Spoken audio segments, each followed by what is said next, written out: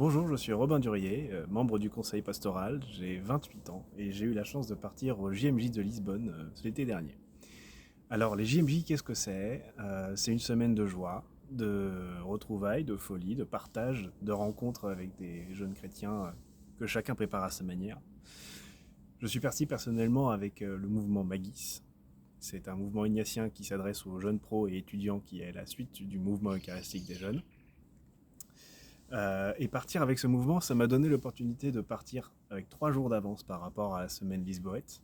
Nous sommes passés par San Sebastian, mais nous avons surtout eu la chance, en tant qu'Ignatiens, de fêter la Saint-Ignace le 31 juillet, en son lieu de naissance, à Loyola. Après quoi, nous avons pris le car pendant une nuit avant d'arriver à Lisbonne. Pour des raisons indépendantes de notre volonté, nous sommes arrivés un peu tard et nous n'avons pas pu profiter de la matinée des Français le matin du mardi 1er août. Il s'agit probablement du seul bémol de mon expérience personnelle, car hormis cela, cette semaine à Lisbonne fut un moment de foi exceptionnel, rendu magnifique par l'accueil chaleureux des Portugais, mais surtout, il s'agit du plus beau moment qu'un jeune chrétien peut vivre dans sa foi. Ce sont des conférences en tout genre, ce sont des découvertes, de personnalités importantes qui ont témoigné pendant leur vie d'une foi à toute épreuve.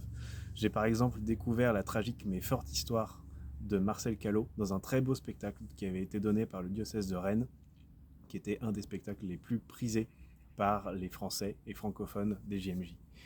C'est une semaine excellente pour apprendre à choisir, parce que les propositions sont très nombreuses, et il faut savoir dire non à certaines pour être sûr de profiter d'autres. Parfois renoncer à un spectacle le soir pour s'assurer d'une soirée conviviale avec des amis.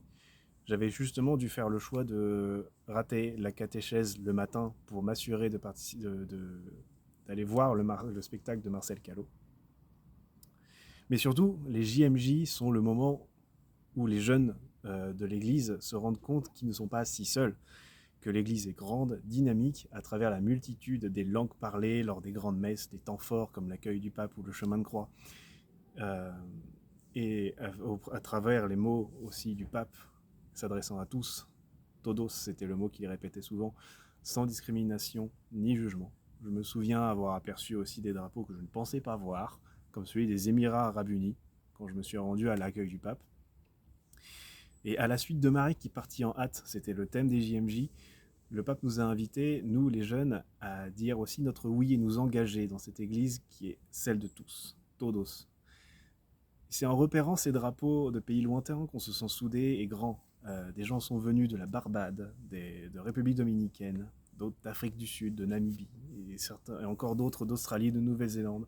Tout ça dans le même but, de rencontrer le pape et faire grandir sa foi. Bref, cette expérience rendue certes difficile par les grandes chaleurs qui nous ont accompagnés, est unique. J'en garderai à jamais un souvenir excellent, un magnifique moment de communion, et j'invite très sincèrement les jeunes de 14 ans et plus à vous préparer pour les prochaines GMI qui vous attendent en 2027 à Séoul, car même si le voyage sera long, je peux vous le garantir, ça vaudra le coup.